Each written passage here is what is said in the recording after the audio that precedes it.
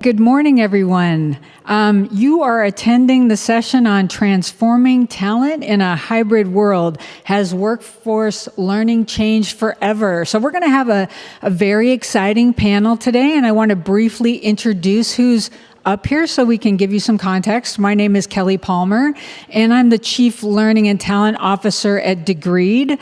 I am the former Chief Learning Officer at LinkedIn, and I'm also an advisor for Firework Ventures that invests in future of work, human-centered companies. So also with me, I have Steve Cadigan, which is fantastic because we actually worked together at LinkedIn. He was LinkedIn's first CHRO and actually hired me at LinkedIn, which was amazing, and has a new book out called Workquake. So encourage everybody to check that out.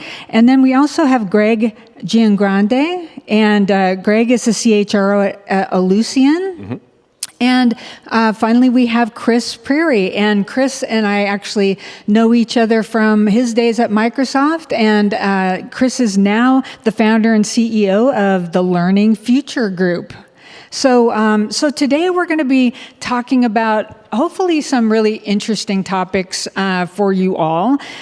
First, we're going to talk a little bit about the remote, hybrid, or back to the office situation and how that actually will impact learning in the workplace. We're going to be talking about new ideas about upskilling and reskilling the workforce, which I think is the most urgent issue of our time. Some of the most innovative and forward-thinking ideas around and exciting developments in workforce learning and skill building. And then finally, we're going to talk about some predictions for the future. Like, what do we think is going to happen in the next 5 years or so in terms of the shift around workforce learning? So I'm going to kick it off with the first topic and start it off with you, Steve. So remote work, the big question. It's like, I think I see it in the media every single day. And some people are all for it. Some people are very against it. Some people think about hybrid work. What's your take? My take is that most organizations I'm working with are deer in the headlights right now. Most people have really a high degree of uncertainty. In fact, the biggest question I'm asked is, Steve, should we do hybrid?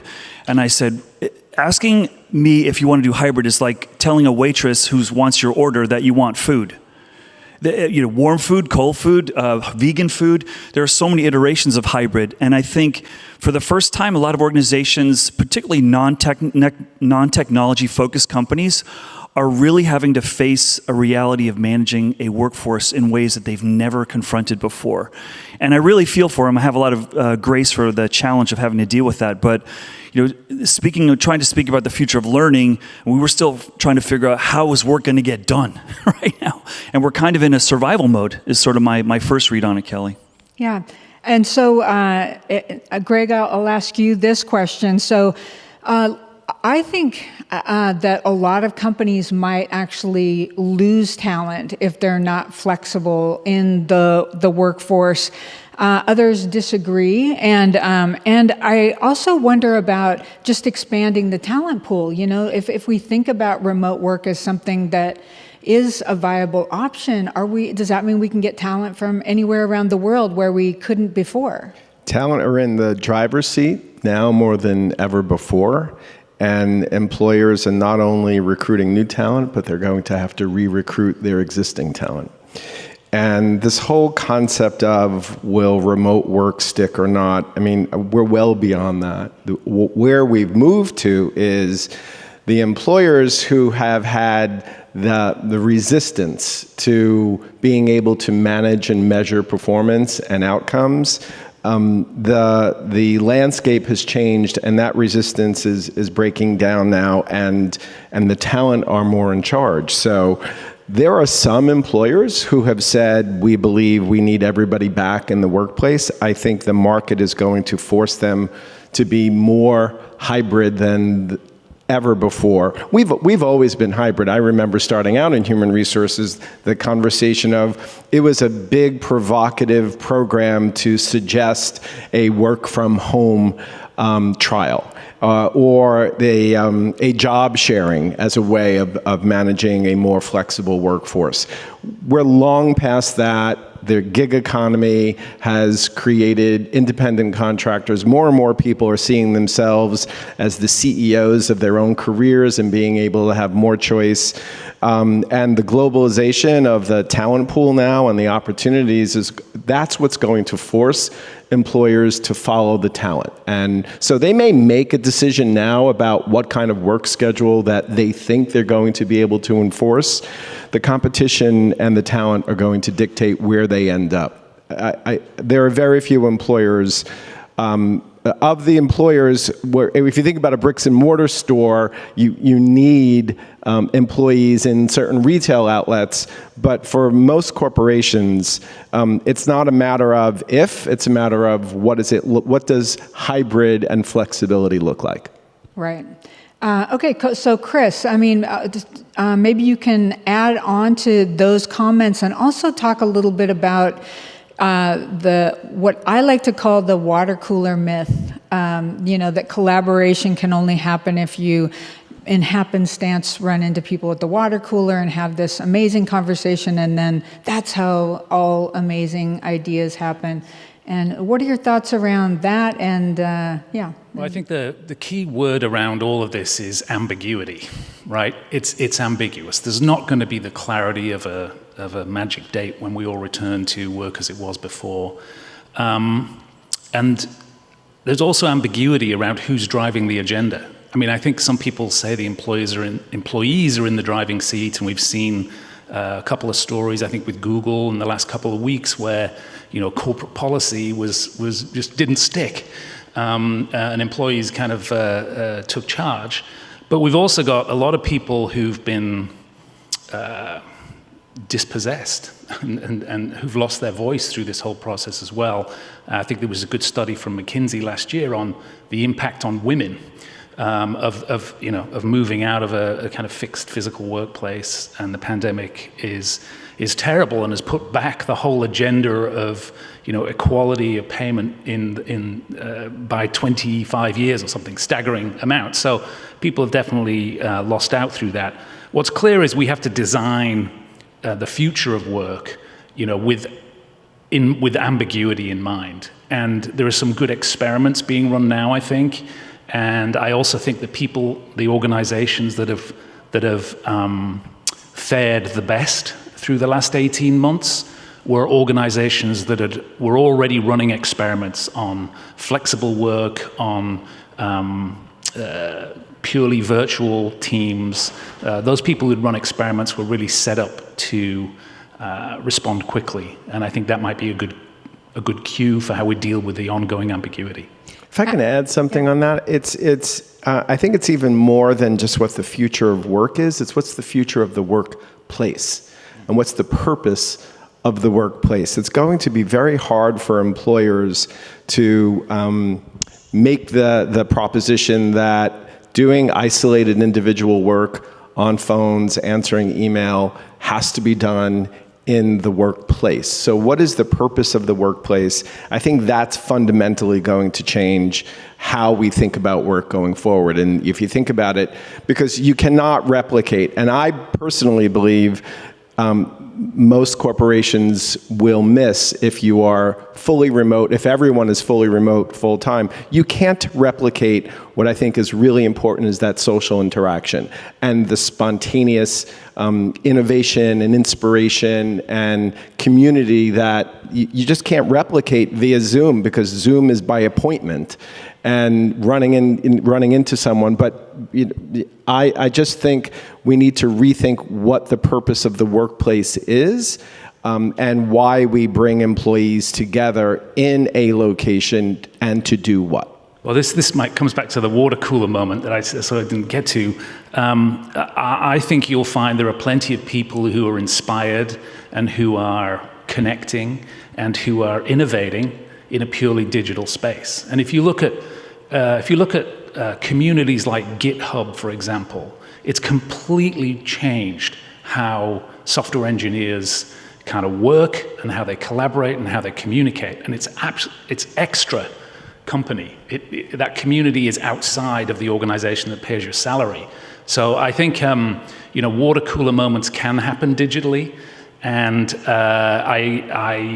I grew up in a world where it was so important to physically get together, but I don't think we can assume that that's the gold standard in the future. I just think we're wired as human beings for that in-person social interaction. So it's not that you can't replicate all of it, but I think some sort of hybrid where most people want to connect with other people in person. It's why world leaders travel instead of staying, on video. They get together in the same room. So I think there's a place for both. Yeah, Steve, go ahead. Yeah, let me tell you a quick story. I was on a podcast a few weeks ago, and the host was trying to provoke me, and they showed a video of Jamie Dimon telling everyone, if you're not in the office, you're not hustling. Everyone's got to be here.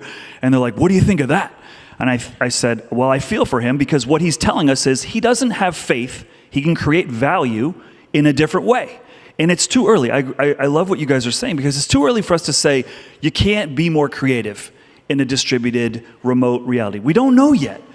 Our hunch is when we're afraid, we're probably going to revert to what we know. So I know that's why organizations are going back. That's what we know we need to produce, and we're a financial services firm. We've got people's money. We can't mess around with experiments. We get in the office and get it done. So I understand, and there's regulatory requirements around data privacy and all kinds of other things that force challenges around working remotely. But it's too early. I really am concerned when I see companies say, we're all remote from now on. I'm like, how do you know that's what your employees really want? How do you know you can really create disproportionate value? Like, why are you doing that? Just say, for the foreseeable future, we're going to try this, we're going to learn, we're going to iterate, we're going to experiment, we're going to ask you for feedback, and then we're going to adjust. It's really crazy, and it's going to be messy for a while. It is going to be messy for a while, but I would also like to add, there is a lot of data out there. I worked at Sun Microsystems for a lot of years, and we had 15 years ago, 50% of our workforce doing remote work. And we have a lot of data around how productivity and how that worked.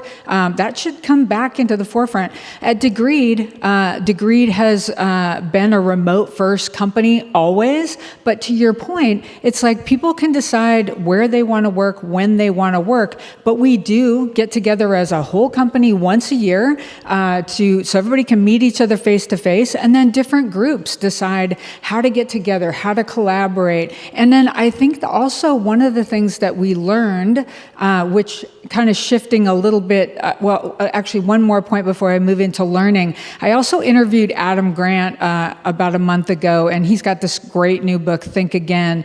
And he said he had been working with CEOs before the pandemic, trying to get them to do experiments around remote work, and they basically refused. To your point, and then he keeps saying how much better prepared they would have been for the pandemic if they would have done some experiments beforehand. So I think you're right. I think experimenting and getting the data, because a lot of people have tried this, and there have been a lot of successes and failures, and we can learn from that. And so I'll let you comment on it as well, but I also want to move a little bit into learning, because I think the other thing we learned about remote work and learning is that there are models of remote learning that can be more effective than classroom, in-person, lecture-based learning. So we've seen collaborative, cohort-based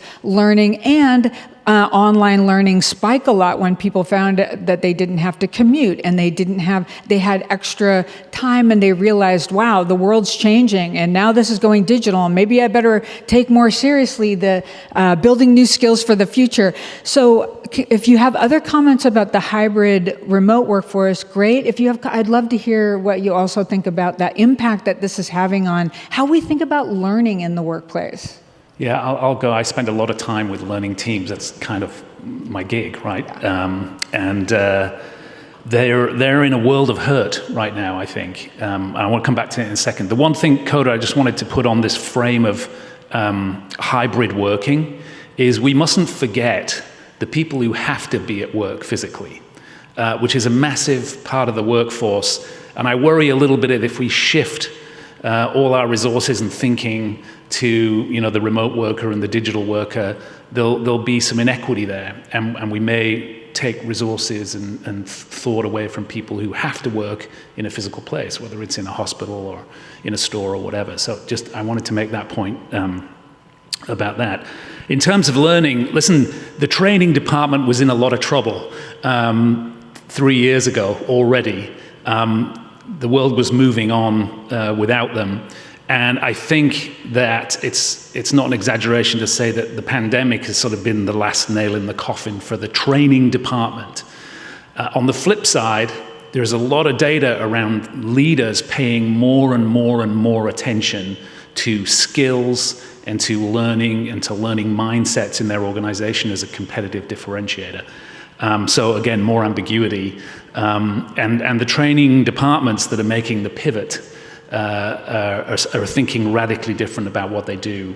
And the last point I would make on it is individuals are taking matters into their own hands. You said yourself, edX, Coursera, university enrollments, like every indicator that individuals are taking responsibility for their own learning is through the roof in the last 12 months. And just to quote some stats, we saw that when the pandemic hit, that online learning increased 64% during the week and 500% on the weekend. And some of the skills that people were trying to learn about had a lot to do with how to deal with the pandemic, mental health and empathy and resilience and adaptability. And so we saw that people took some of this into their own hands. So thoughts about? Well, I think even before the pandemic, what we're seeing, the data we're seeing is people are changing jobs faster than ever. The shelf life of a skill being valuable to you in your career is declining faster than ever. The necessity for you to learn new things, the number of organizations going through digital transformations is exponential, and how work's getting done is changing. So, then the pandemic comes, and then everyone's got a sort of a life defibrillator, electric shock, and now they're viewing their reality differently. And so, the way I responded to this, and I was just about done with my book when COVID hit, is I get asked all the time, Steve, tell us what the most important skills are to build for tomorrow. And I said, well, I could send you on a wild goose chase and give you a bunch of skills that in 2 years probably won't be as necessary as they are today. So where that lands is, companies should probably, I would argue, invest in making their employees better for tomorrow. Not necessarily to stay in my company, but just make them better for tomorrow. And that's a bigger, better promise, and make them more capable of learning new things quickly. That's the super skill I believe of the future. It's learning agility. And most organizations are trying to build your learning agenda based on what value you're going to bring to them. And the data is showing no one believes people are going to stay in companies longer tomorrow. Nobody. Everyone recognizes, and I want to keep my best talent, but everyone's seeing people are leaving faster. So what we need to do is change the agenda from making you better for tomorrow. If you stay here, great. And if you don't, we want you to be part of our alumni and just have a bigger conversation, if you will. So I agree with all of that. But my concern is that the conversation around learning hasn't really changed substantially in decades. And that is, certainly technology is creating exciting opportunities for bringing more content, better content to more people, more effectively, more efficiently. The question is it more effectively? Companies are spending huge amounts of money on training. But what are they training for? Do they know what their training needs really are? What are the outcomes that they're spending all of this money on?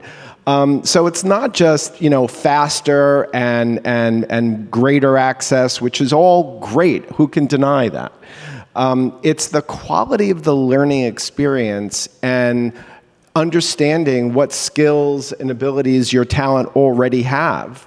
And then what they will need in order to help drive their own careers. And to your point, not just for what they need at the company in that next job, but for employability in general. And if you kind of think about it, paying it forward that way, then you're thinking more about the learning experience. And I don't think enough companies, they're really excited about the shiny new toys and the shiny new technology, and the ability to deliver more faster. But it's the experience that I think is still lacking, and the focus on is it sticking? Are we reinforcing it? How are we reinforcing it? What's the real impact, and what kind of change is it driving? I think we still have a long way to go on that. Yeah, I think what you're saying is that these higher order skills, the leadership, collaboration, empathy now, wellness now, these are all really top of mind for people in the workplace. These are hard things to teach. They're hard things to educate around. But traditional training, the transfer of knowledge on how you use a machine or how you program a particular language, that problem's solved. It's largely solved, and it's been largely solved through digital means. I can go and get the information I need to tactically execute my job quite easily. I don't need any intervention. I think the smart L&D departments in the world are really raising the bar in terms of their focus on these higher order things. There's a pharmaceutical company that I work with in Europe. They're focused on building a culture of curiosity. And you'd think even in a science company, they need to work on tearing down a culture of expertise where you weren't allowed to not know the answer. And they're putting in really, really hard, interesting culture work around how to just build a culture of curiosity. There are other examples of companies doing that. So I think the future is this higher order skills. You called them power skills in an earlier conversation that I had. Yeah. And I think that's where we have to get going. Yeah, absolutely. And I think that the companies that are even using different language around how they're, like people who are still calling themselves training departments and just imparting knowledge on employees, that's a thing of the past. We need to be thinking about skills strategy, to your point, understanding what skills people have, what skills are most important for the future success of a company, and also the employee, how do individuals stay employable and competitive in their own environment. And one thing I wanted to get back to, you kind of glossed over this, Steve, but I think it's so important. When Steve was at LinkedIn, I think it was such a novel idea that you would say, our value proposition was to say, we're going to hire you, and whether you stay at LinkedIn for 1 year or 10 years, we want you to be building the skills that you need to be successful in your career. And some companies would be like, what? Isn't the goal retention? I mean, why would you train somebody if they're just going to untrain? I hate that word, but why would you help people build skills then to take somewhere else? The reality is that people are going to leave. So why not to embrace that? So I think that was a really novel concept at the time, and I think people are embracing it more, and we need to embrace it even more. Yeah, one of the big surprises, and again, I can't take credit for the fact that we thought about this and it was a strategy. It was a necessity to survive when you are building a company in a career candy store environment of Silicon Valley. You've got Google who makes more money in a day than you make in a year. They can outbid you, outbenefit you, out sushi chef you, out childcare center you. So what can you control? You can control your culture. Right? And we said, well, we're LinkedIn, it should be our birthright to be the best place you can develop. And we would start interviews with, tell us about what you want to be doing when you leave the company. And they're like, wait, I didn't start yet, and we're talking about me getting fired. But it flipped the script a little bit, and that started with, tell me about your journey. And I think the stumbling block for a lot of organizations is, look, we're going to tell you about our journey, and hopefully you'll fit our journey. Versus today, everyone wants more, as you said, in the driver's seat. Employees are like, no, you need to understand my journey and try to equip towards that and offer experiences that really drive that. And that means things like, we're going to send you to Australia for 2 weeks. You're going to work on this new project for a month. It's not just the content, it's the experience of doing new stuff with new people who have different leadership styles that's going to really, really grow you. And I think that's all we can embrace right now is the richer I make you, the more likely I think you're going to want to stay, because that's what we're fighting for. The offering people the biggest growth opportunity for tomorrow. I think it is about the learning experience, and universities, higher education, well, they have it right. You have an environment that is built around student success and an experience, and corporations need to get better at that model. There's no shortage. There's no of content, but soon we're going to have 5 generations in the workforce. So different generations, different levels, stage of career, have different needs, different learning ways in which they absorb and retain information. We've learned so much more about neuroscience, and we need to see more of that adopted into creating a holistic learning experience. And it starts with culture. It does. And hiring the right people that fit a defined culture so that you make hiring so much easier. So it's less about training and changing mindsets, but more about developing, enhancing, amplifying, nurturing, and not changing. Right. Well, one thing I wanted to mention, because I think that this is such a novel idea. So Walmart e-commerce decided that they couldn't find people that had a lot of people that had e-commerce experience. So instead, they hired people out of college or with maybe 1 to 2 years of experience and let them learn on the job with some people who had a couple of years of experience. This idea that work can be learning and learning can be work, and that it's not separated. It's not about sending somebody to a class. It's actually like, let you experience doing the work. You're learning while you're doing the work. You're getting feedback. You're reflecting on that. You're getting better at what you do. Every career change that I've made, that's how it's worked for me. And giving younger people the autonomy and the responsibility and the power to actually do that is so motivating to people. Yet I would argue that not many people would try that strategy. So Chris, comments about? Yeah, I mean, a couple of things. One, for me, the higher order bit around why training is such a dirty word in my vocabulary is it assumes that we know what the answer is. And all of corporate training, it dates back to the early 1900s, where we were preparing people to work in factories for the first time, and time and motion and all that kind of stuff. It works from an assumption that somebody knows the answer, and the problem is I need to get that answer from person A to person B, a new hire or whatever. This is no longer true. If you sell Microsoft Teams to a pharmaceutical company in Switzerland, and you go through that deployment, you know more about that than anyone else on the planet. And no one at the headquarters can teach more about that. And so, we're going to talk about the future in a minute, but a culture where you have permission to seek information from peers, and where you have permission to share really liberally across communities, which may or may not be just inside the company, is I think the way of the future. And I just wanted to say that this notion that university, sort of academics versus industry.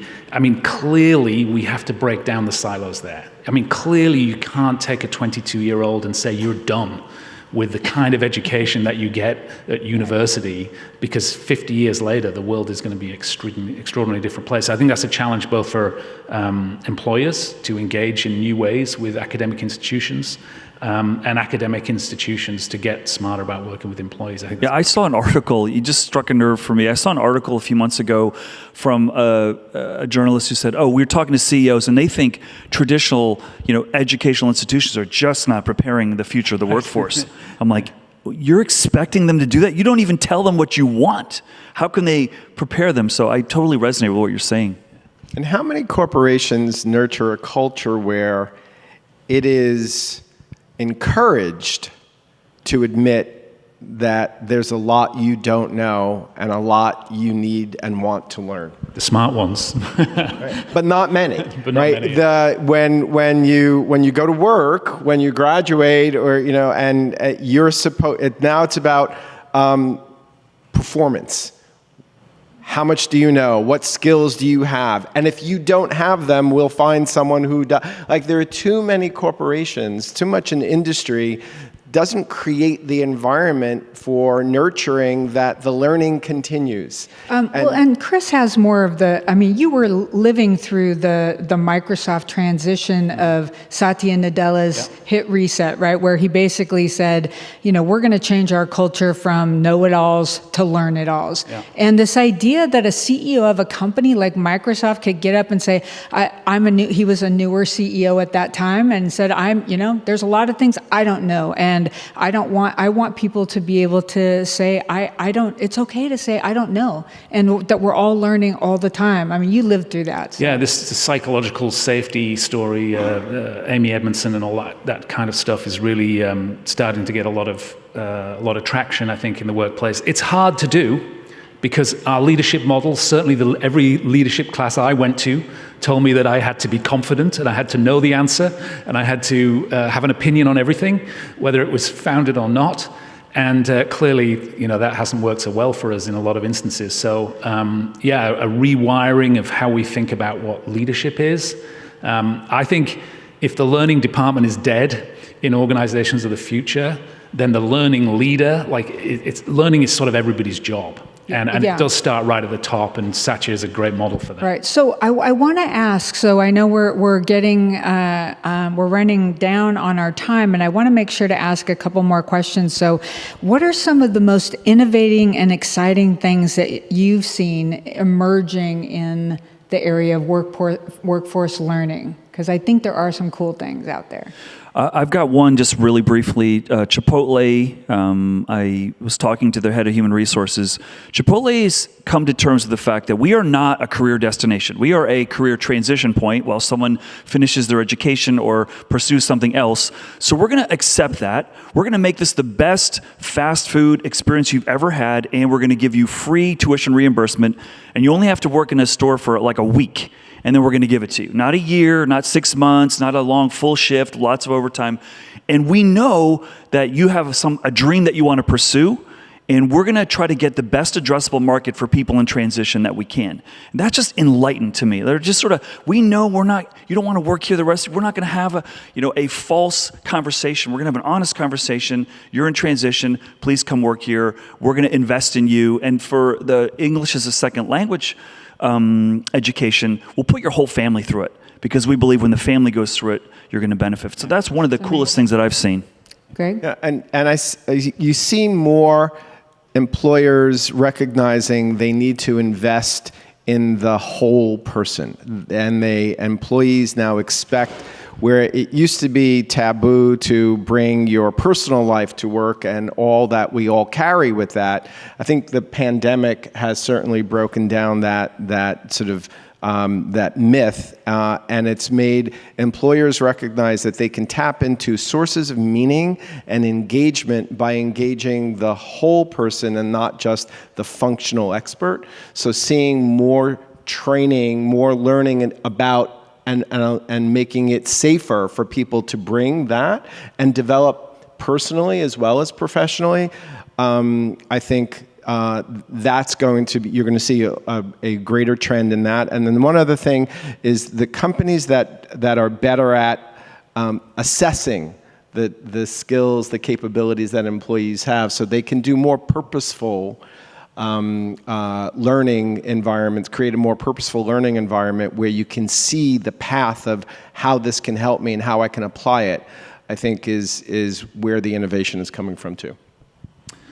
So much going on. I mean, this conference, it's really writ large, isn't it? And I think it's skills, education, the transformation that's happened, the digital transformation that's happened in the world because of the pandemic has just brought everybody's attention to a topic that was really just managed by a handful of nerdy people in companies like you and me maybe before. So all eyes are on this now, and I think it's really exciting. And I think there's two trends that I'm watching really carefully. One is, this wave of ed tech that's being funded by this wave of venture capital that's coming in.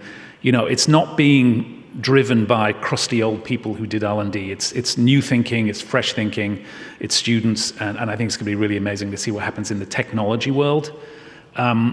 And then the other trend that really goes back to basics is when you take that technology and you enable people to coach each other at scale, I think amazing things are going to happen. Because, again, it gets away from this idea that I'm transferring a fixed set of knowledge from person A to person B, and it's saying that real learning is actually the creation of new knowledge, solving problems, and this sort of higher order thing happens a lot when you get peers and groups together.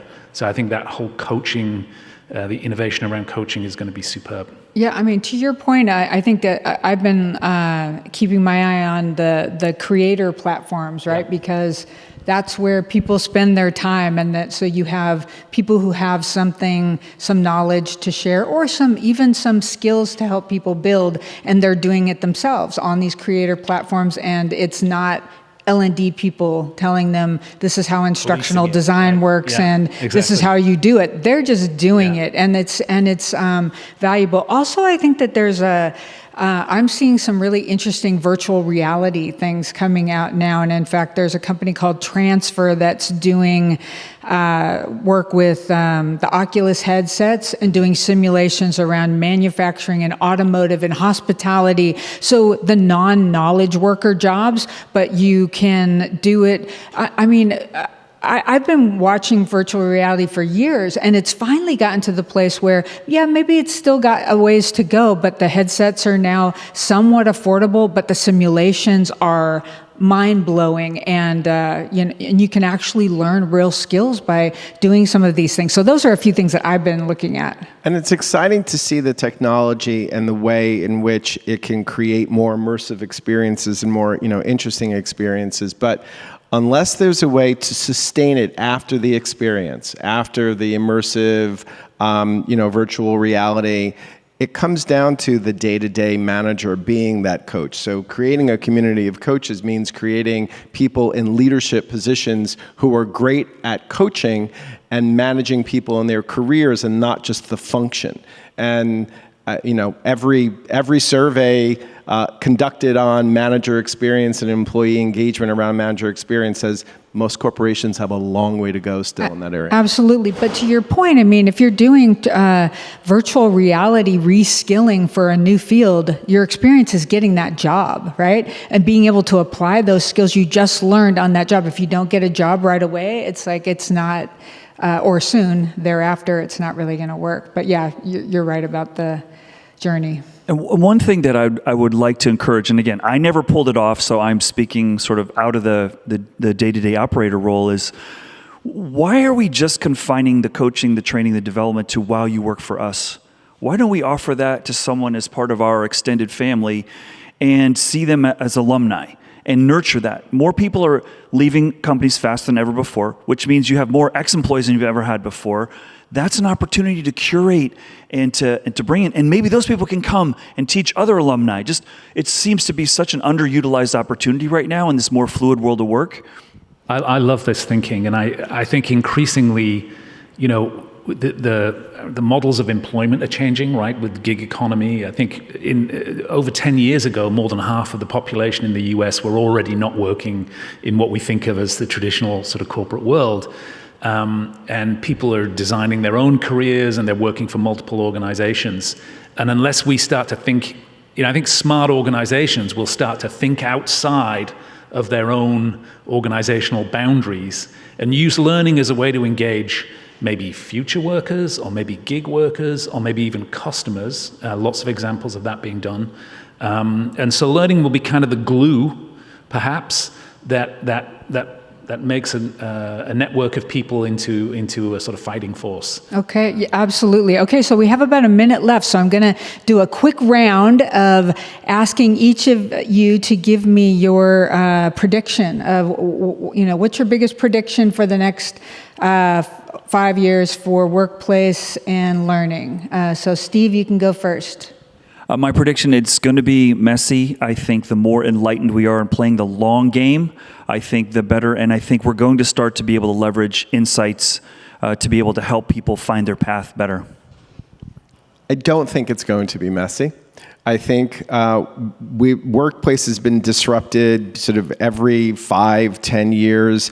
I think 5 years from now, we will be in whatever is the next normal, that's comfortable, which will look a lot like more flexibility with technology enabling corporations to create immersive experiences and connectivity through a far more distributed workforce. Okay, and then 10 seconds for Chris. Okay, more community-based learning, more senior leaders getting very, very serious about how to build a learning culture. Absolutely. So I thank you so much to our panel today and the future of work and learning. Thanks for joining us today. I hope you got a lot out of it.